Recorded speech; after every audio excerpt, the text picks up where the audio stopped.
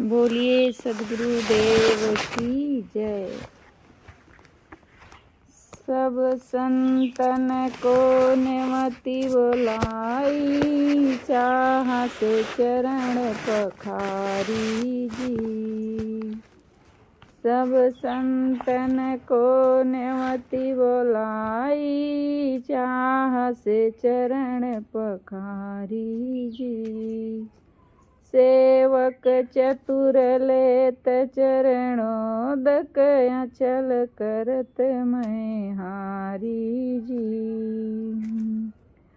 Seal सिंहासन डारी बिछाई, चित का चमर बयारी जी। प्रेम प्रसाद प्रीतिपन मारा, थिरता थार समारी जी। दया की दाल भाव की भाजी, भक्ति भवन भंडारी जी। बड़ी विराग प्रेम का परवर, करम करैला तारी जी। इंद्रिय दमन दही घृत घैलन, अचल अचार विचारी जी। खुरमा खुशी लाज का लड्डू, पूरण पूरी निकारी जी। मन का मोहन भोग रचि डारी, जल्द जलेबी काढ़ी जी। गरीब दाम इलायची किशमिश, विविध मसाला डारी जी। संत गुरु जब जियवन लागे, चली ज्ञान गुण गारी जी। निर्मल दास संतन का जूठन, मिले हमारी पारी जी। ये ज्ञान की गारी है, इसको कहते हैं ज्ञान की गारी। पहले जब संत लोग बैठते थे भोजन करने, तब संत लोग इसको गाते थे। जब तक पारस होती थी तब तक गाते थे। जब भंडारी पारस कर देता था और बंदगी करता था, तब सब लोग भोजन करते थे। अभी भी कहीं कहीं पुराने संत गाते हैं। अब तो गया जमाना, कहते हैं क्या झरझर पर करना, शांति से बैठ के भोजन कर लो। तो साहेब इस पे क्या कह रहे हैं? सब संतन का नेमति बोलाई, चाह से चरण पखारी जी। साहब कह रहे हैं निमंत्रण दे करके सभी संतों को बुलाया गया। निमंत्रण देते हैं ना, जाते हैं संतों के पास और उनकी चरण में बंदगी करते हैं। साहेब हमरो घर कुछ चूनी भूसी खा लियो, ऐसे कहते हैं ना, विनम्रता से। एकदम किसी को अगर खिलाना है हमें, तो बहुत विनम्रता से हमें उसको आमंत्रित करना चाहिए, अहंकार से नहीं। कोई तुम्हारे धन का भूखा नहीं है, भाव का भूखा होता है। और संत गुरुजन भाव के ही भूखे होते हैं। कहते हैं साधु भूखा भाव का, धन का भूखा नहीं। संत जो होते हैं वो भाव के भूखे होते हैं। संतों के पास जा करके निमंत्रण दे करके उन्हें बुलाया गया और उत्साह से उनके चरण धोए गए। गुरुदेव जी आते हैं तो धोते हैं ना चरण धोते हैं, फिर चरणामृत लेते हैं, उसको पीते हैं। ये सब हमारे मन की कोमलता भक्ति का यही प्रतीक है कि विनम्रता पूर्वक उनके चरण धोते हैं। फिर अपने कोई साफी में किसी चीज़ में उसको पोंछा जाता है उनके चरण को, और चरणामृत लिया जाता है। फिर उनकी आरती की जाती है, बंदगी की जाती है। जो कुछ पास में रहता है उसको उन्हें समर्पित किया जाता है, जितना हमसे बनता है। फूल फल धन द्रव्य दे करके उनको अर्पित किया जाता है विनम्रता से। तो साहब कह रहे सभी संतों को निमंत्रण दे करके बुलाया गया और उत्साह से उनके चरण धोए गए। सेवक चतुर लेत चरणोदक, अचल करत मैं हारी जी। साहब कह रहे हैं कुशल सेवक उनका चरणोदक लेता है। जो कुशल होता है भक्ति भावना में, समझदार होता है। भक्ति कोई ऐसे का काम नहीं है करना। भक्ति जो करते हैं वो सचमुच में उनके पास में कुछ ज्ञान है, समझदारी है, तभी लोग भक्ति में लग पाते हैं। सबके बस की नहीं है भक्ति करना। चालाक हो सकते हैं, चतुर हो सकते हैं, लेकिन भक्तिवान नहीं हो सकते हैं। दुनिया में बहुत रंद फंद लोग कर सकते हैं, लेकिन भक्ति करना ये कोई समझदार का ही लक्षण होता है। लेकिन लोग क्या समझते हैं, ज़्यादा धनवान लोग यही समझते हैं कि अरे संत गुरु पता नहीं कहाँ कहाँ के कौन कौन जाति के हैं, उनको बुला करके बहुत उनकी सेवा में लगे रहते हैं, ऐसे कहते हैं। लेकिन ये कोई समझदार ही भक्ति कर पाता है। साहब कह रहे हैं जो कुशल सेवक होता है वो उनका चरणोदक लेता है। ये भक्ति भक्त को भक्ति में अचल कर देती है, यानी कि स्थिर कर देती है, अचल कर देती है। फिर वो विचलित नहीं होता, उसका मन कहीं विचलित संसार में नहीं होता है। साहब कह रहे हैं ये भक्ति भक्त को भक्ति में अचल कर देती है, यानी कि सारे भय से उसको मुक्त कर देती है। जो भय बना हुआ है मन में कि भूत है, प्रेत है, कहीं बाहर भगवान है, वो हमारे साथ गलत कर देगा, या अनेक प्रकार के भय मन में लगा रहता है, उस भय से भक्ति हमें मुक्त कर देती है। यानी भक्ति करने से ही ज्ञान होता है। फिर आगे क्या करता है जो कुशल सेवक होता है, सील सिंहासन डार बिछाई चित का चमर बयारी जी। चमर ऐसे ऐसे हिलाते हैं ना, राजाओं के पास हिलाया जाता था पहले। आज भी बड़े बड़े जो महंत होते हैं उनके पास अभी भी हिलाते हैं, ऐसे खड़े होकर के चमर ही हाँकते हैं उनके पास में। तो साहब कह रहे हैं सील सिंहासन डार बिछाई, सील का सिंहासन फैलाकर बिछा दिया गया और उन्हें बिठा दिया गया, और चित के चमर से पवन दिया जाने लगा। चित के चमर से प्रेम प्रसाद प्रीतिपन मारा थिरता थार समारी जी। प्रेम का प्रसाद, प्रसाद किसको कहते हैं संत गुरुजन?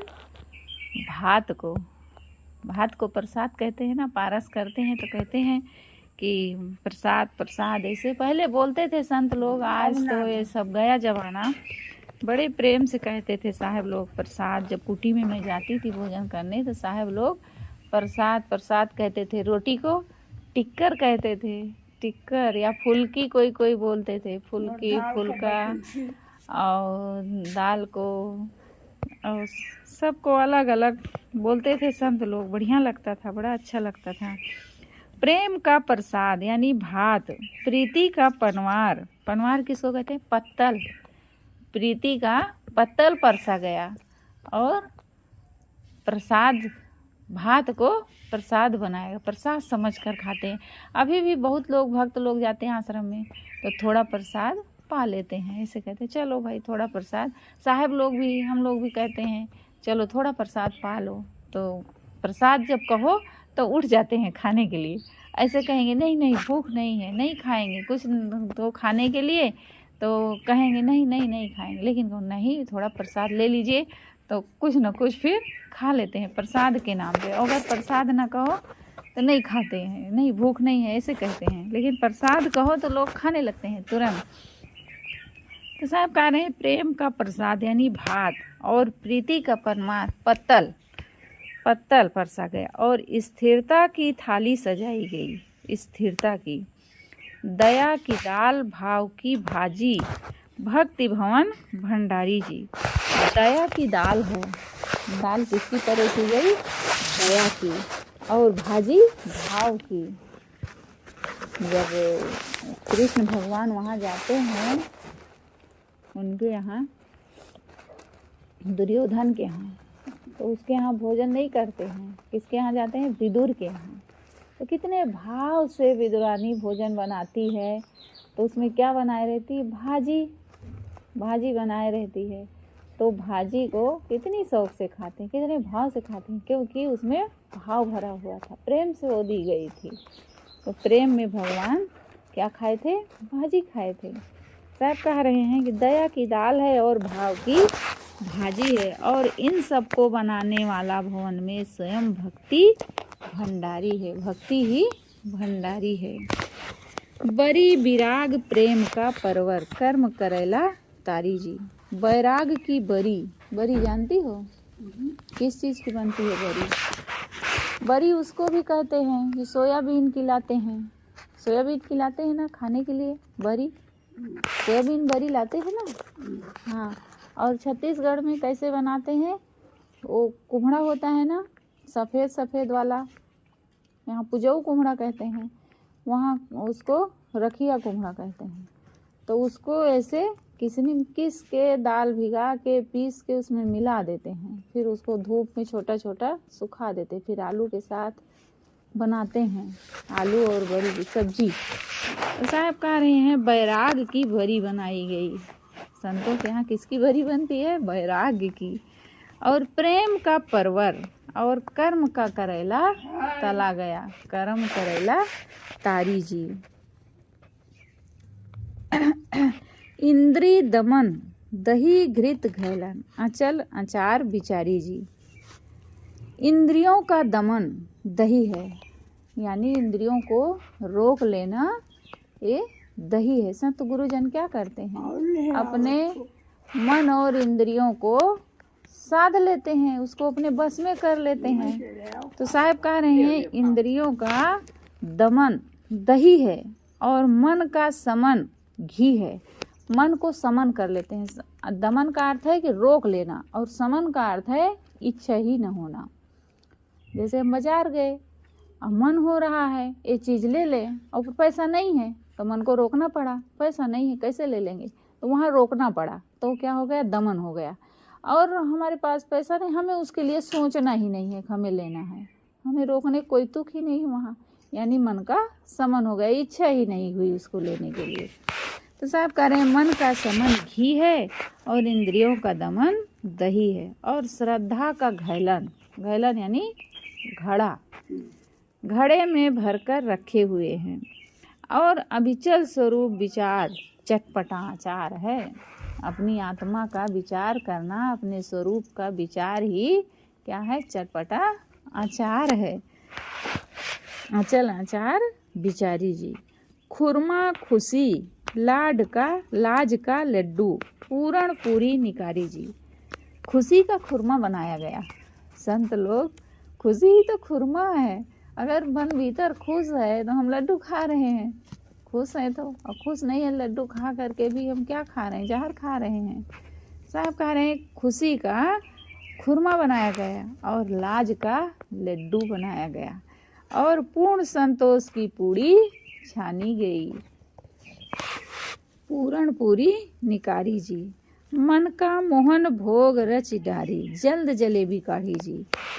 प्रसन्न मन का मोहन भोग बनाया गया, और साधना की तीव्रता रूपी जल्द की जलेबी छानी गई।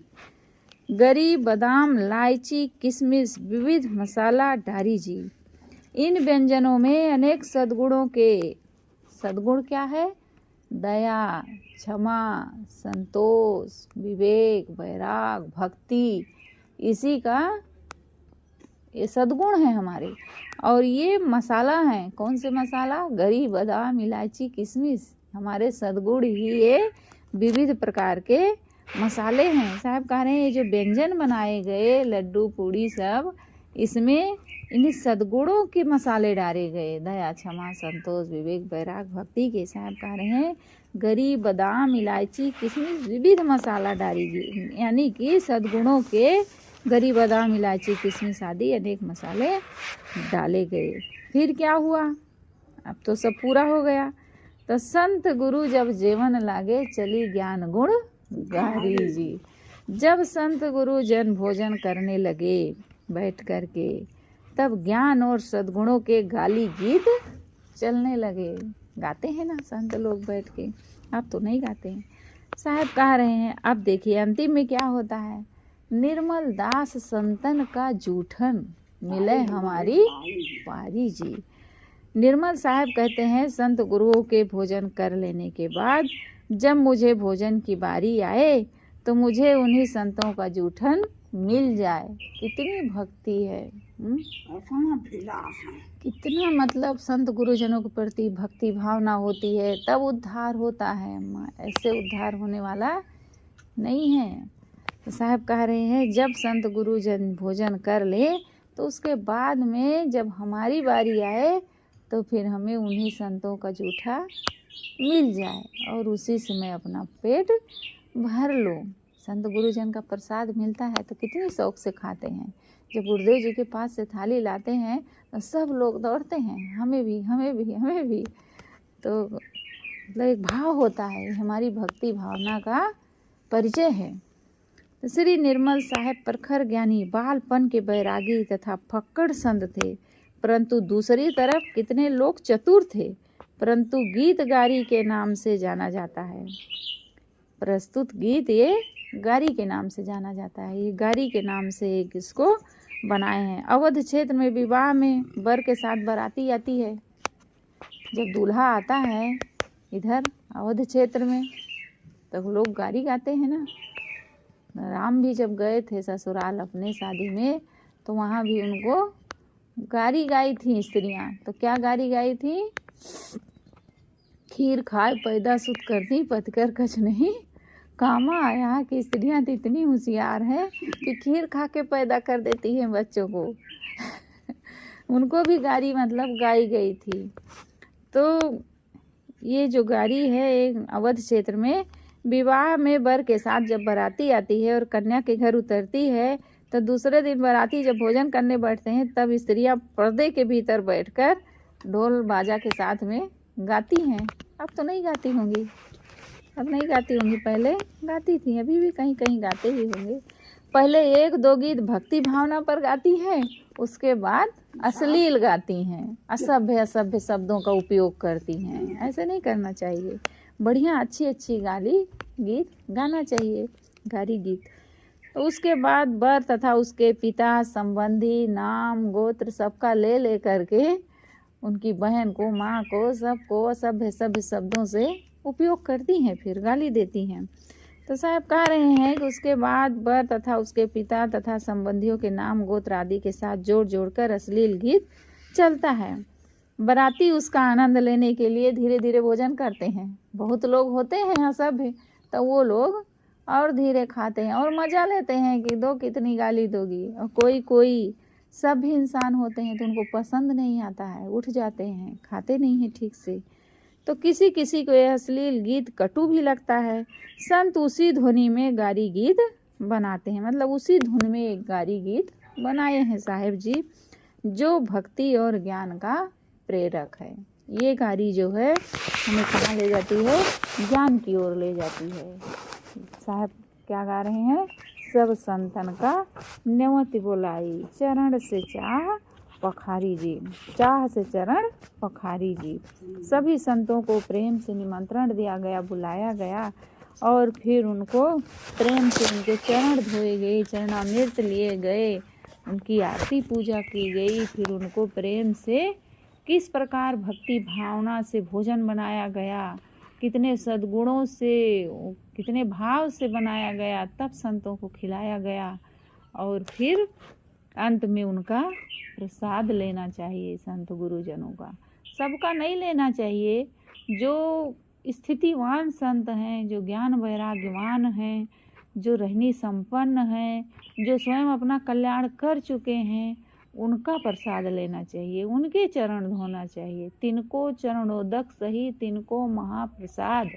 पूर्ण साहब जी कहते हैं तिनको चरणोदक सही तिनको महाप्रसाद, तिनको दर्शन नित्य सही जिनकी मिटी उपाधि। साहब कहते हैं उन्हीं का चरणोदक लेना चाहिए, उन्हीं का प्रसाद लेना चाहिए जिनकी सारी उपाधि यानी जिसके मन का जो उथल पुथल है, जो उलझन है, सारी पीड़ा है, जो विकार है मन के, जिसके नष्ट हो गए हैं, उनका चरणोदक लेना चाहिए। तो उन्हीं का दर्शन करना चाहिए हमें जिनकी सारी उपाधि मिट गई है। अरे सबके दर्शन करो, संत गुरुजनों की सेवा करनी चाहिए, किसी का अपमान नहीं करना चाहिए। भले सब स्थितिवान नहीं है, लेकिन किसी न किसी प्रकार तो शिक्षा दे रहे हैं समाज को, इसलिए उनका भी अनंत उपकार है। जो रहनी में नहीं है, भले कहते हैं कपड़ा पहन लिए हैं, घूम रहे हैं, लेकिन वो कपड़ा पहन करके भी बहुत बड़ा आदर्श दे रहे हैं समाज को।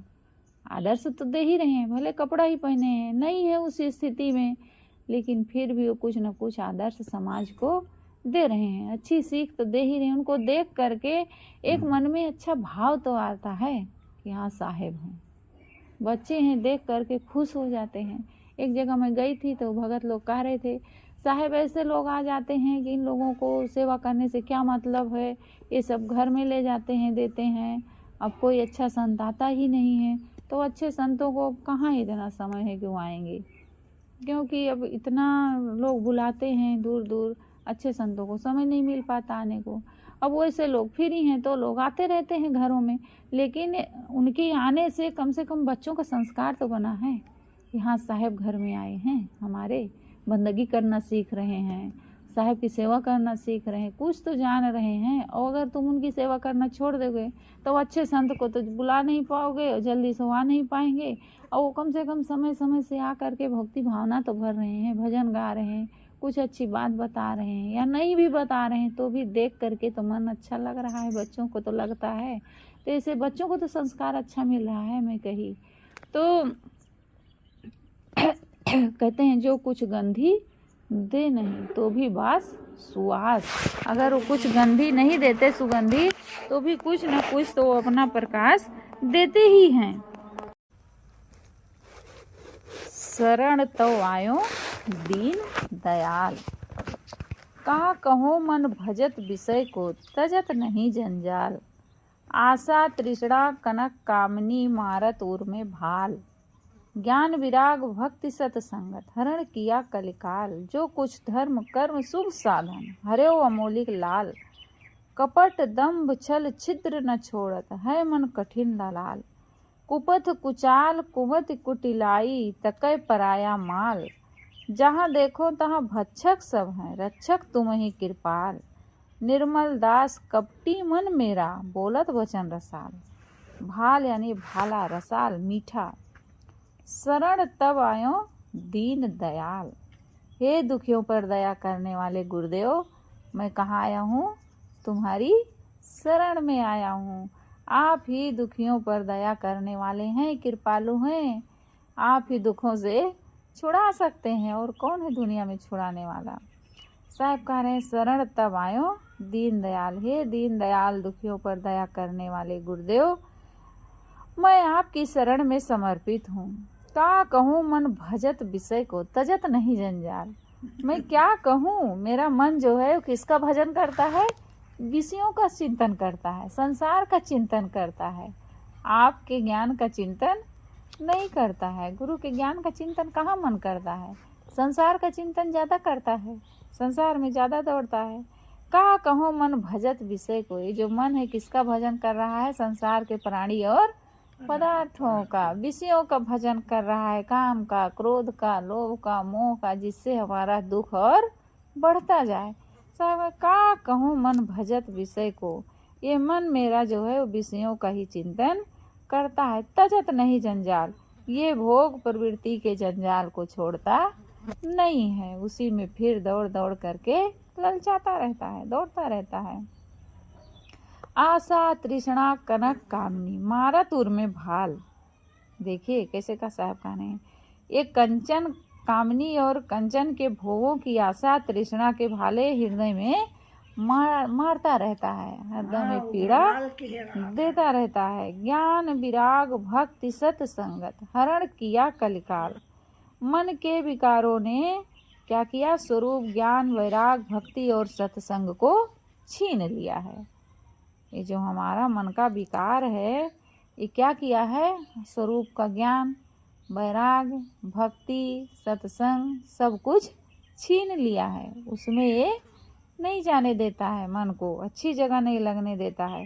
इतना ही नहीं, जो कुछ धर्म कर्म शुभ साधन हरे अमोलिक लाल, इतना ही नहीं, जो कुछ धर्म कर्म के शुभ साधन थे उन सब अमौलिक रत्नों को लूट लिया, कुछ भी नहीं बचाया मेरे पास। कपट दंभ छल छिद्र न छोड़त, है मन कठिन दलाल। कुपथ कुचाल कुमति कुटिलाई, तकै पराया माल। ये दूसरे के धन को पाने के का लालच करता है। कुचाली मन, एक कपट दिखावा छल छिद्र नहीं छोड़ता। ये बुरे मार्ग में जाता है, ये बड़ा कुचाली है, इसमें कुबुद्धि और कुटिलता भरी है। ये दूसरे के धन को पाने के लिए ललचाता रहता है। तकै पराया माल, दूसरे के माल को देख करके ललचाता रहता है। सदैव ये कुपथ में चलता है और कुचाल करता रहता है। कुचाल यानी गलत चाल में चलता है। कुमति यानी भीतर में कुबुद्धि और कुटिलाई भरी हुई है। जहाँ देखो तहाँ भक्षक सब है, रक्षक तुम ही कृपाल।